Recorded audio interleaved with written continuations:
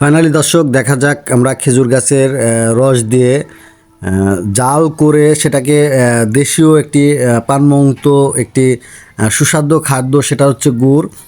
আর খেজুর গাছের যে রস দিয়ে যে গুড়গুলা তৈরি হয় কে না পছন্দ করে, বিশেষ করে অনেকেই পছন্দ করেন। আর এই গুড়টা সিজনালি শীতকালেই বেশি পাওয়া যায়। বিশেষ করে দেখতে পাচ্ছেন সম্পূর্ণ যে কাজগুলা, যে গুড়ের যে একটা রস দিয়ে যে গুড় তৈরি করার যে পরিশ্রম এবং একটা মানুষের কাজ বেশি হয়ে যায় সেটাই দেখতে পাচ্ছেন।